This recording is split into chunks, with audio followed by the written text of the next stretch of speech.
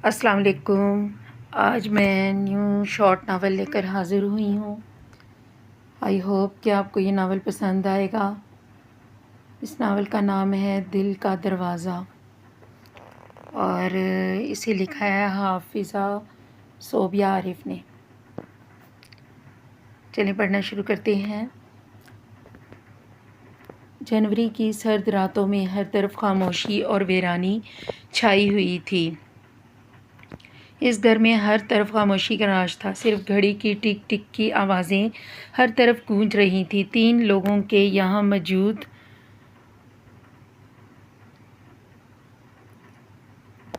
होने के बायस खामोशी का राज था। कुछ देर बाद लड़की गोया हुई, मैं आप लोगों के साथ कहीं नहीं जाऊंगी। आप लोग यहाँ से तशरीफ़ ले जा सकते हैं और आइंदा इस घर में आने की कोशिश भी ना कीजिएगा। वो अपना हुक्म सुनाकर सीढ़ियों के ज़हने तय करती हुई अपने कमरे में जा घुसी। आज इसका दुख बहुत बड़ा था और इसके पास रिश्तों के नाम पर एक फ़र्द भी मौजूद ना था जिसके कंधे पर सर रखकर वो रो लेती है, अपना दिल हल्का कर लेती। अब एक अल्लाह ही सब कुछ इसका था और वो इसी के सामने सजदा रेज़ हो चुकी थी, क्योंकि वो जानती थी वही एक मालिक इसकी सुनने वाला और दिलों का हाल जानने वाला है। इसके कमरे से निकलकर हम नीचे देखें तो 2 अफराद जो इसे आज लेने आए थे वो अब सोफ़े पर पुरजमान शाहाना अंदाज में बैठे थे। इनके अंदाजे के मुताबिक वो लड़की अभी भी गलत फ़ैसला कर रही थी, लेकिन जब इसका दिमाग काम करने लगेगा तब ही से इनके साथ जाने का फ़ैसला करना पड़ेगा। अब क्या करें बाबा, हम सारी रात क्या इसी तरह गुजारेंगे? अब्बास खान का पोता उकता गया तो इनसे मुखातिब हुआ। हाँ, हम इसे लिए बगैर इस दहलीज से कदम बाहर नहीं निकालेंगे। यह हमारा आखिरी फ़ैसला है, चाहे हमें 10 दिन भी ऐसे बैठे रह कर गुजारने पड़ें। अब्बास खान रोबदार अंदाज में बोले। इस घर के मुलाजमीन भी हैरान थे कि जिस शख्स को इनकी बीबी साहिबा ने बेइज्जत करके जाने के लिए कह दिया वो इसके बावजूद यहाँ रोब जमाए बैठा है।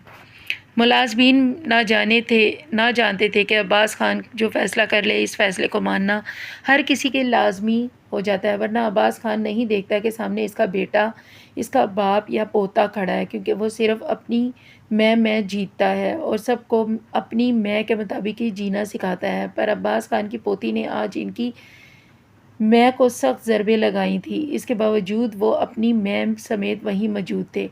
अब्बास खान 2 बेटों के बाप थे। इनकी बेगम इनका साथ अपने दूसरे बेटे की पैदाइश पे ही छोड़ दिया था। अब्बास खान अपने गांव के वडेरे थे और अपने बेटों को भी इसी शोबे में आगे बढ़ाना चाहते थे, लेकिन इनका छोटा बेटा बहुत ज़िद्दी साबित हुआ था। इसने शहर जाकर मास्टर्स की डिग्री ली और वहीं का होकर रह गया। अब्बास खान ने जब अपनी भतीजी से इससे शादी करने का कहा तो इनके बेटे ने साफ इनकार कर दिया। अब्बास खान के बेटे होने का सबूत पेश कर दिया। अब्बास खान ने इसे धमकियां दी, पर वो तब भी ना लौट कर आया और आज से 2 दिन पहले वो हमेशा के लिए इस सरजमीन से जा चुका था। इन्हें जैसे अपने छोटे बेटे की मौत की खबर मिली वो फ़ौरन दौड़े चले आए, क्योंकि इसमें इनकी मैं पोशीदा थी। उन्होंने अपने बेटों के बचपन में ही अपनी जायदादें और हवेली अपने बेटों के नाम कर दी थी। वो नहीं चाहते थे इनके बेटे के नाम पर इसके बच्चे इनकी जायदाद मांगने आए। अगर ऐसा हो जाता तो इनकी सारी पिछाई बात से उल्ट जाती और इनकी मैं हमेशा के लिए मुड़ जाती। आप लोगों को कल रात मेरी बात सुनाई नहीं दी थी या आप लोग बहरे हैं? वो सुबह सवेरे नीचे उतरी तो इन 2 अफरादों को अपने डाइनिंग टेबल पर मज़े से नाश्ता करते बैठे देखकर पहले हैरान रह गई, फिर गुस्से में बोली, तुम अब्बास खान की पोती हो और तुम्हें यह ज़ेब नहीं देता कि तुम अपने दादा के सामने ऊंची आवाज़ में बात करो? अब्बास खान ऊंची आवाज़ में बोले ताकि मुलाजमीन तक आवाज़ साफ जा सके। और नो दादा, पिछले 20 सालों तक मैं किसी दादा से वाकिफ़ नहीं थी। फिर आपके पास क्या सबूत कि मैं आपकी पोती हूँ? इनसे 2 गुना ज़्यादा ऊंची आवाज़ में बोली। अब्बास खान का पोता हैरान और परेशान इसका सर पैर जायज़ा लेने में मगन था, जबकि अब्बास खान इस लड़की की जुर्रत पे आग बगूला हो गए। अब तुम 2 कौड़ी की लड़की मुझसे सबूत मांगोगी? तुम जैसी लड़की के लिए यही काफ़ी होना चाहिए कि तुम्हें अब्बास खान अपनी पोती पुकार रहा है, वरना तुम जैसी लड़कियां अब्बास खान इस्तेज़ाइया अंदाज में बोलते मशाल खान के सब्र का पैमाना लबरेज कर चुके थे। वो इनकी बात दरमियान में काट गई। बस बहुत हो गया। आपको कोई हक नहीं कि मुझ पर कीचड़ उछालने का। ये मत भूलिएगा अब्बास खान के आपके आपकी मेरे अलावा भी पोतियाँ आपके घर में मौजूद हैं। वो करीब आकर इनकी आंखों में आंखें डाले बोली। अब्बास खान इस ज़िद्दी और मुँहफट लड़की के सामने बेबस होते जा रहे थे। इनकी सारी कोशिशों पर वो लड़की जो इनकी पोती थी पानी फेर चुकी थी। मिशाल को अब इनके उठने और यहाँ से चले जाने का इंतज़ार था। अब्बास खान ढीठ बने मज़े से नाश्ता करने में मसरूफ़ हो गए और पैर पटक कर सीढ़ियों के ज़ीनियाँ फलांगती हुई अपने कमरे में बंद हो गई। हेलो, आई एम अरगमान खान। वो लॉन में झूला झूलती हुई किताब पढ़ रही थी जब अरगमान चला आया। तो मैं सारी दुनिया में लड्डू बांटूं कि आप अरगमान खान हैं। मिशाल नाक मुँह चढ़ाकर बोली, मैं तमीज़ से बात कर रहा हूँ, इसका मतलब ये नहीं कि आप मेरी बेइज्जती कर सकती हैं। मेरे बाबा आपकी बदतमीज़ी बर्दाश्त कर सकते हैं पर अरगमान खान नहीं। वह इसकी बेइज्जत करने पर तिप गया। हाँ हाँ, आपके बाबा ने बदतमीज़ी बर्दाश्त की या मैंने इनकी बकवास? वैसे तुम सबको अपनी बड़ाइयाँ बयान करने का शौक़ क्यों है? मिशाल कहते हुए उठने लगी क्योंकि इसका अब्बास खान के पोते से बातें और गप्पे लगाने का कोई इरादा नहीं था। मिशाल खान, अगर मैं इस वक्त यहाँ खड़ा हूँ ना तो सिर्फ अपने बाबा की वजह से, वरना मेरा यह हाथ तुम्हारे गालों पर गड़े थप्पड़ का निशान ज़रूर छोड़ता। अरगमान गुस्से से कहता वहाँ से तन फन करता चला गया और पीछे मिशाल इसकी बातों पे सरती से बुरा भला कहती रही। मिशाल इन दादा पोते को 2 दिन तक इस तरह बर्दाश्त करती रही पर अब इसकी बर्दाश्त ख़त्म हो चुकी थी। इसको कोई ना कोई फ़ैसला ज़रूर करना था और अब वो डाइनिंग टेबल पर बैठी इन दादा पोते का इंतज़ार कर रही थी क्योंकि इसे अपना फ़ैसला सुनाना ज़रूरी था, वरना वो दोनों इसके सर पर हाथी की तरह सवार होते रहते लेकिन यहाँ से ना टलते। बाबा, आज तो बड़ी बेसब्री से हमारा इंतज़ार हो रहा है। अरगमान और अब्बास खान डाइनिंग हॉल में दाखिल हुए तो मिशाल इनकी तरफ मुतवज्जा हो गया। अरगमान की बात पर इसका बस नहीं चल रहा था कि वो इसे कच्चा चबा जाए। हाँ बेटे, अकल जब आती है तो फिर अच्छों को सीधा कर देती है। अब्बास खान तज्जिया गोया हुए। हो नो, आए बड़े मुझे अकल दिलाने वाले, खुद के पास है नहीं तभी बिन बिलाए मेहमान बने बैठे हैं। वो दिल ही दिल में कलस कर रह गई। मुंह पर बोलती तो तीर सीधा निशाने पर जाकर लगता और वो नहीं चाहती थी कि तीर निशानों पर लगे क्योंकि अगर ऐसा होता तो इसका फ़ैसला यहाँ कोई ना मानता। मैंने फ़ैसला कर लिया है, मैं आप लोगों के साथ जाने के लिए तैयार हूँ पर एक शर्त पर। कैसी शर्त? अब्बास खान हैरानगी से गोया हुए। आप अपनी सारी जायदाद मेरे नाम कर दें, मैं आपके साथ हमेशा के लिए वहाँ चलूँगी। मिशाल का निशाना सीधा तीर पर नहीं बल्कि अब्बास खान के मुंह पर जा लगा और वह अरगमान से हक्का बक्का तक रहे थे। इन्हें इसकी दिमागी हालत पे शुबा हो रहा था। तुम पागल हो या हमें बनाने की कोशिश कर रही हो? अरगमान गुस्से और शदीद सदमे की कैफियत से चलाया। हाँ हाँ, अरगमान खान, बने बनाए को पागल बनाने की क्या ज़रूरत है? वो तंज के तीर चलाने से बाज नहीं। बस बहुत हो गया, अब कोई एक लफ्ज़ नहीं बोलेगा। तुम्हारे नाम कल सारी जायदाद कर दी जाएगी पर इस बात की क्या गारंटी कि तुम हमेशा अब्बास खान के वेली में रहोगी? अब्बास खान का फ़ैसला सुनकर अरगमान की आंखें बाहर को उबल आईं। जिस शख्स ने अपने पोते के मांगने पर इसको 1 करोड़ रुपया ना दिया, वो अपनी पोती पर सारी जायदाद निछावर करने के लिए कैसे मान सकता है? ये आप पे मुनहसर है कि आप मुझ पर एतबार करते हैं या नहीं। अगर मेरी शर्त ना मानी गई तो आप लोग आज इसी वक्त इस घर से जा सकते हैं, वरना धक्के देकर मुझे निकालना आता है। वो अपनी सुनाकर खाने की तरफ मुतवज्जा होगी। आखिर इसने अब्बास खान को बता दिया था कि वह इन्हीं की पोती है जो अपनी मैं की नहीं सुनती है। आज वो खान हवेली आ चुकी थी और इसका हवेली में शानदार इस्तकबाल किया गया था क्योंकि वो मिशाल अहमद खान बनकर नहीं बल्कि मिशाल अरगमान खान बनकर इस हवेली में राज करने और सबको तिगनी का नाच नचाने आई थी। यहाँ इसके इरादों से कोई भी वाकिफ़ ना था और ना ही इसका शानदार इस्तकबाल, वरना इसका शानदार इस्तकबाल ना किया जाता। इसे सीधा अरगमान खान के कमरे में लाया गया। वो आम दुल्हनों की तरह लाल चौड़े और जेवर से लदी बंधी हुई थी लेकिन इसके चेहरे से साफ बेजारी जाहिर हो रही थी। मिशाल, आपको कुछ चाहिए हो तो बता दीजिएगा, वैसे भी भाई आने वाले हैं तो इन्हीं को कह दीजिएगा, मैं चलती हूँ। इसकी नंद ने कहकर वहाँ से चली गई और इसके जाने के बाद उठकर ड्रेसिंग तक आई। आईने में अपना सरापा देखने लगी। होनो अरगमान खान, मिशाल खान का शौहर, ऐसा मज़ा चखाऊंगी कि तुम्हें और तुम्हारे घर वालों के कि चाह कर भी मिशाल खान को बुला नहीं पाओगे। वो मज़े से प्लानिंग करती सारा ज़ेवर उतार कर बेड पर फेंक कर वाशरूम में घुस गई। अरगमान अंदर आया तो मिशाल को गायब और ज़ेवर फैलाए हुए देखकर समझ गया कि इसके लिए नहीं सजी थी बल्कि अपनी शर्त पूरी करवाने के लिए सजी थी।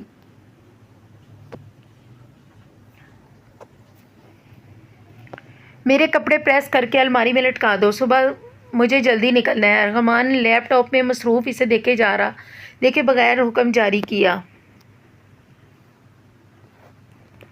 मिशाल इसके हुक्म पर सर पैर सुलग कर रह गई। मैं नौकर नहीं हूँ जो तुम्हारे काम करती फिरूँ, वो कहकर दोबारा किताब का मुतालिया करने लगी। अर्गमान इसकी बात पर गुस्से से उठा और जाराना अंदाज में इसकी किताब छीनी। नौकर नहीं पर बीवी तो हो ना। कौन सा तुम खाना बनाती या सफाई करती या एक सूट प्रेस करने से मौत नहीं आ जाती?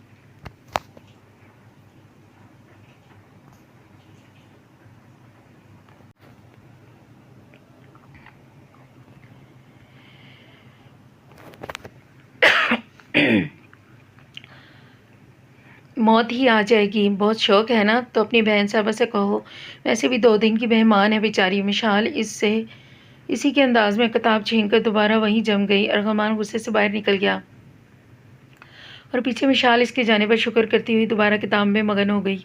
आज खान हवेली दुल्हन की तरह सजी हुई थी। अर्गमान खान की बहन की आज शादी थी। मिशाल का मूड सुबह से ही सख्त ख़राब था। वो इस वक्त वो तैयार होने के बजाय कंबल ओढ़े आराम फरमा रही थी। अर्गमान वाशरूम से बाल रगड़ता हुआ निकला तो इसे सोए देखकर तब किया, आखिर मसला क्या है तुम्हारे साथ? वो झुंझलाया। वो नहीं चाहता था इसकी माँ या बहन को पता लगे कि वो खुश नहीं है, वरना इनकी आज की खुशी मलिया मेट हो जाती। मसला आज नहीं तो मुझे तुमसे निकाह करते वक्त से है। पागल ही थी जो इस डरबन में रहने के लिए शर्त रखती है। हवेली अगर तुम्हें डरबा लग रही है तो सोचो मिशाल खान, तुम्हारा घर तो पिंजरा लगेगा ना। वो माथे पर बल लाए गोया हुआ। और नो, वहाँ मैं आज़ाद रहती थी, अब तो बाहर कदम भी रखो तो सब पूछते हैं कि अपने शौहर से इजाज़त ली। पागल लोग। वो चिढ़कर बोली, बकवास बंद करो और उठकर शराफत से तैयार हो, वरना मुझसे बुरा कोई नहीं होगा। अर्गमान इन्हें इसके ऊपर से कंबल खींचा। नहीं बनना मुझे शोपीस, ना तुम्हारी बीवी बनकर सबको दिखावे का मुझे कोई शौक़ है। वो दोबारा कंबल लेने के लिए आगे बढ़ी तो अर्गमान ने इसकी कलाई पकड़ ली और ज़बरदस्ती इसे खींचते हुए बेड से नीचे उतारा। क्या है? छोड़ो, मुझे दर्द हो रहा है। मिशाल रोहांस हो गई। अच्छा, दर्द हो रहा है? मिशाल खान को इतनी सी हिम्मत थी बस। वाह मिशाल खान, फिर तो तुम अर्गमान खान की बीवी नहीं हो सकती, क्योंकि अर्गमान खान कम हिम्मत लोगों से वास्ता नहीं रखता। वो इसे बेड पर धकेलते हुए बोला, तो छोड़ दो ना, मुझे कोई शौक़ नहीं है तुम जैसे जाहिल इंसान के साथ रहने का। अभी के अभी तलाक दो मुझे। वो गुस्से से चलाई। इस बात से बेनियाज के अर्गमान खान की आंखें गुस्से से सुर्ख हो चुकी हैं। बकवास बंद करो अपनी। खान हवेली में आज तक कोई मर्द ऐसा पैदा नहीं हुआ जो तलाक दे। बहुत शौक था ना जायदाद की आड़ में शादी करने का, अब भुगतो और जानने के लिए तैयार हो जाओ, वरना मुझे अपनी बीवी को तैयार करना आता है। अर्गमान से कहकर आईने की तरफ बढ़ गया और इसकी बातों को गौर करते वाशरूम में जा बंद हुई।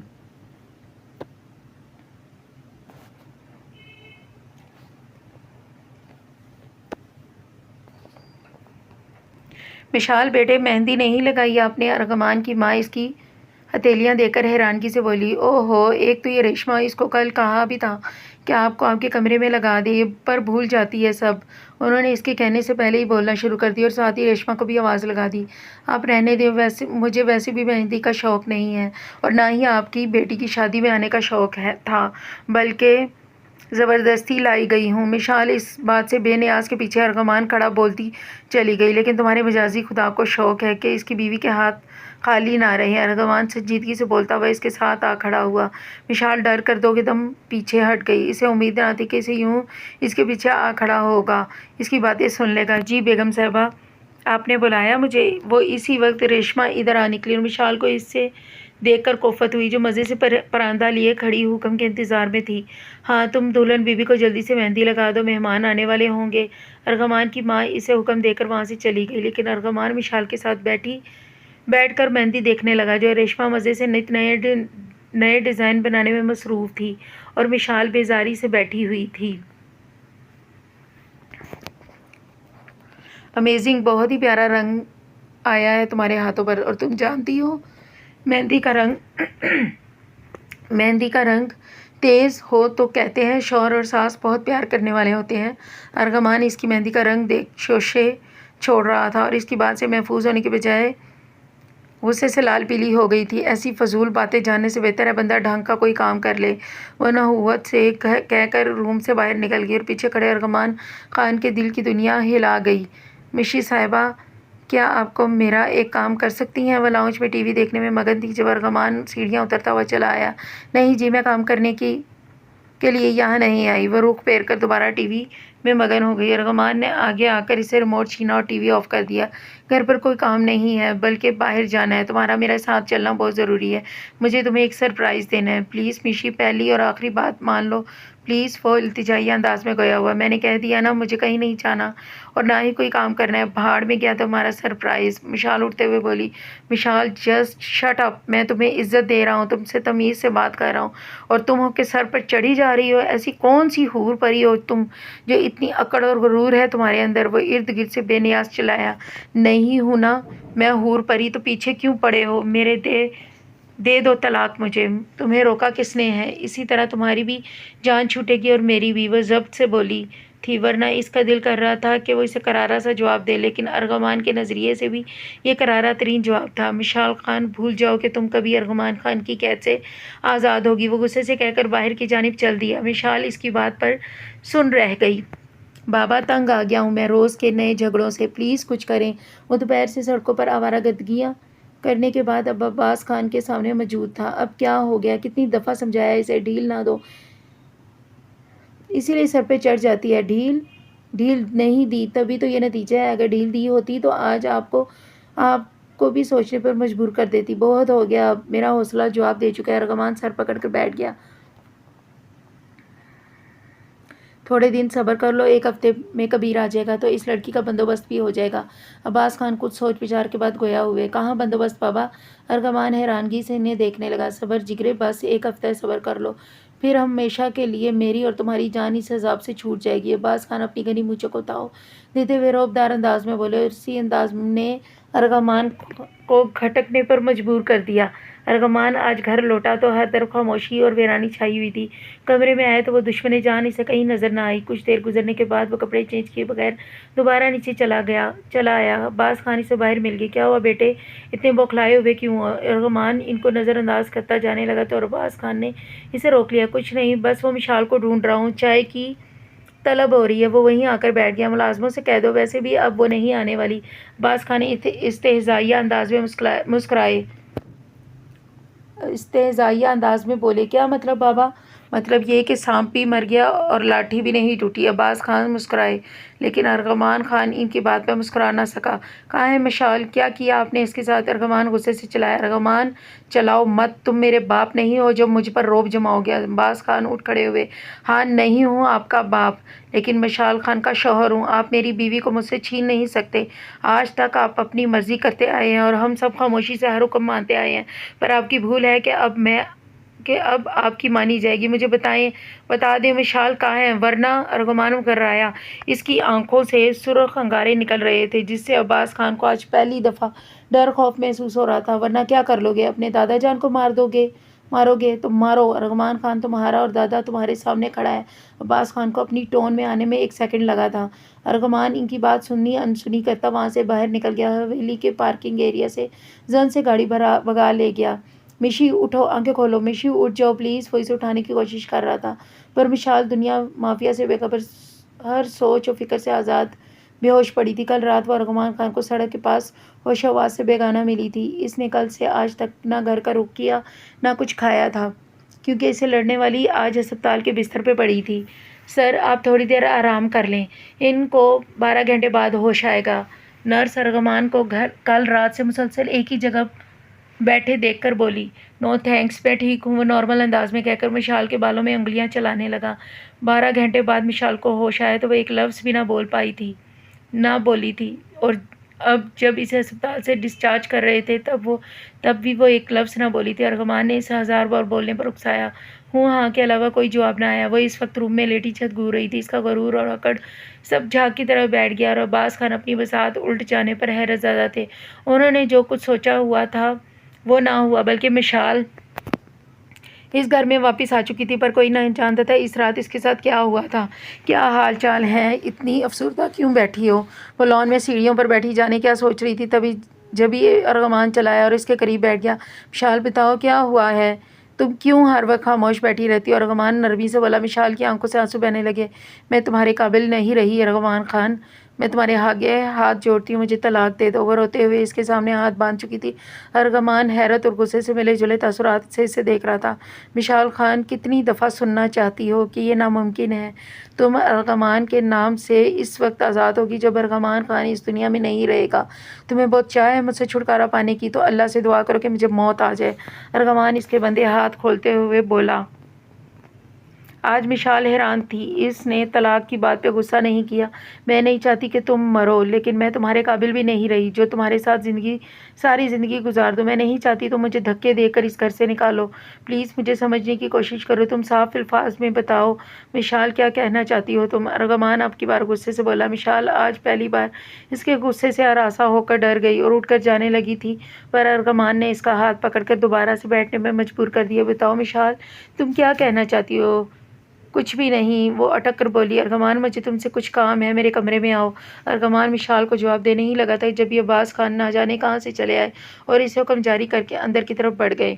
अर्गमान विशाल के बाद में बात करने का तहिया करके अंदर की तरफ बढ़ गया और मिशाल इसके चले जाने पर शुक्र करती रही। क्या तुम जानते हो इस रात मिशाल के साथ क्या हुआ था? अर्गमान अंदर आया और बुलाने की वजह पूछी तो अब्बास खान ने अपना नया शोशा छोड़ा। नहीं, और मुझे जानना भी नहीं है, क्योंकि वो सब आपका किया धरा था। अर्गमान ने नहुवत से कहा। मेरे ख्याल में तुम भूल रहे हो कि इस वक्त तुम किसके सामने खड़े हो। इस दिन तो मैं गुस्ताखी माफ़ कर गया था, मगर आज नहीं करूँगा। अब्बास खान की आंखें सुर्ख अंगारा की तरह दहक रही थी, क्योंकि इनका पोता इनके हाथ से निकल चुका था। जी हाँ, अच्छी तरह जानता हूँ कि मैं अब्बास खान के सामने खड़ा हूँ, जिसका ये घर अपना नहीं है और ना ही कभी होगा, क्योंकि यहाँ अब मिशाल राज करेगी। वो इस्तेज़ाइया अंदाज में बोलकर बाहर जाने लगा। रुक जाओ अर्गमान, अपने कमरे में जाते जाते अपनी बीवी से पूछ लेना कि वो किसके बच्चे की माँ बनने वाली है। अब्बास खान ने आखिरी चाल चली थी जो सीधी निशाने पर जा लगी थी। ये क्या बकवास कर रहे हैं आप? आपकी हिम्मत कैसी हुई मेरी बीवी पर घटिया इल्ज़ाम लगाने की?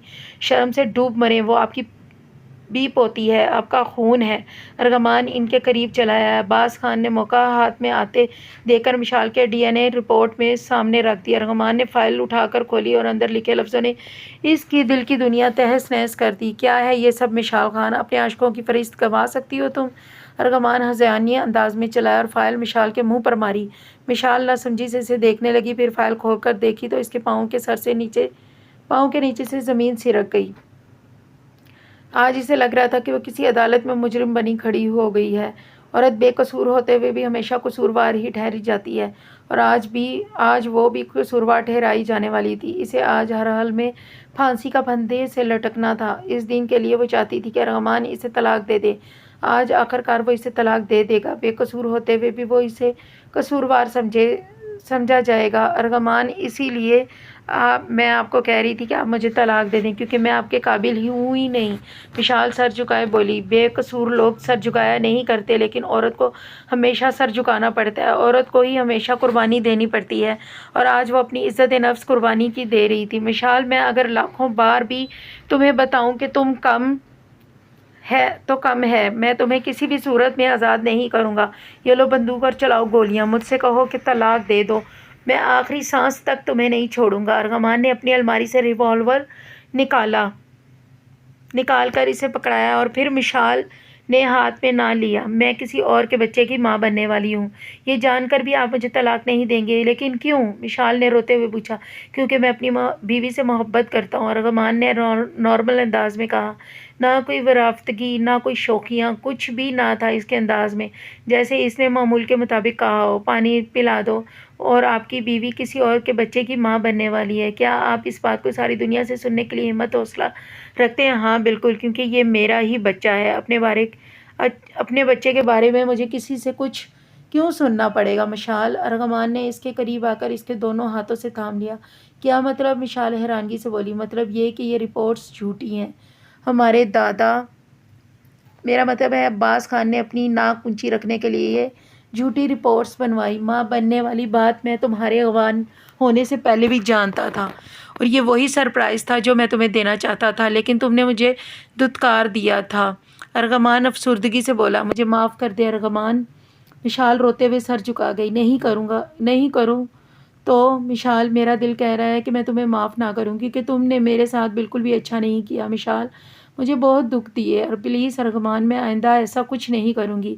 अगवा होने के बाद से मुझे डर खौफ महसूस होने लगा है कि आप मुझे छोड़ ना दें, क्योंकि मैं आपके साथ लड़ने की आदी हो चुकी थी।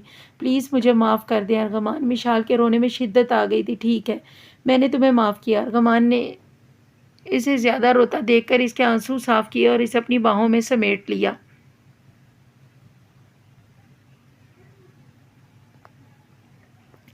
अब्बास खान की इस दुनिया से रुखसती को आज चौथा दिन हो चुका था। रहमान और मिशाल खान हवेली से जाने की तैयारी में मशगूल थे। अब्बास खान की मौत दिल का दौरा पड़ने से हुई थी। उन्होंने इस दिन अरकमान और मिशाल की सारी बातें इनके कमरे के बाहर खड़े होकर सुन ली थी। इसी रात इनको दिल का दौरा पड़ा और खाल के हकीकी से जा मिले। अरकमान बेटे, अपनी माँ को अकेला ना छोड़ कर जाओ, अपने दादा को माफ़ कर दो। इसकी माँ रो रो कर इसे इल्तिजा कर रही थी। मिशाल अभी ऊपर से नीचे नहीं आई थी कि जब अरकमान सारा सामान लिए नीचे इसके इंतज़ार में खड़ा था। अम्मी, मैं मिशाल को अब कोई दुख नहीं देना चाहता और अब इसका ख्याल भी रखना बहुत ज़रूरी है। दवा और चेकअप के लिए बार बार शहर जाना पड़ेगा। अरगमान ने अपनी मजबूरी बयान की। ठीक है, अपनी माँ को अकेला छोड़ दो, मैं तो बीमार रहती ही नहीं हूँ। आपको कोई भी छोड़कर नहीं जा रहा माँ जी। मैं तो आपके साथ आपके पास ही रहूँगी। मिशाल इनकी बात सुनकर फ़ौरन नीचे चली आई और उनके गले लग के बोली, नहीं, तू जा, अपने शौहर की बात मान। मेरा क्या है, मर जाऊंगी तो तुम लोगों तक खबर पहुंच जाएगी ना। माँ जी, आप दीदा हो गई। अम्मी, ऐसी बातें ना करें, मैं कहीं नहीं जा रहा। आप खुश हैं? अरगमान ने फैसला करते हुए माँ के हाथ थाम लिए। हाँ, खुश हूँ, और तू फिक्र ना कर, अपनी धी रानी का अनमोई सफ़ेद डॉक्टरनियों से भी ज़्यादा ख्याल रखूँगी। माँ जी विशाल का माथा चूमते हुए बोली, और अपने बेटे को भूल जाएंगी। ये तो सरासर नाइंसाफ़ी है अम्मी। अरगमान मुंह के ज़ाविये बिगाड़ते हुए बोला, चल परे हट, तूने कौन से तीर मारने हैं? ये तो माँ बनने वाली है। माँ जी ने इसे थप रसीद की। अम्मा, मैं भी तो बाप बनने वाला हूँ। बाप बनना भी तो कोई आसान बात थोड़ी है। माँ साहिबा के इतने नखरे उठाने पड़ेंगे। इसकी बात पर माँ जी और मिशाल का मुश्तरका कहका उभरा, जिससे खान हवेली में चारों तरफ खुशियाँ हंसी रक्स करते हुए झूमने लगीं। ख़त्म शुद। यकीनन आप सबको ये स्टोरी अच्छी लगी होगी। मैं उम्मीद करती हूँ आप मेरे चैनल को सब्सक्राइब करेंगे, शेयर करेंगे और कमेंट्स लाजमी किया करें, क्योंकि कमेंट्स से मेरी हौसला अफजाई होती है। अल्लाह हाफिज़।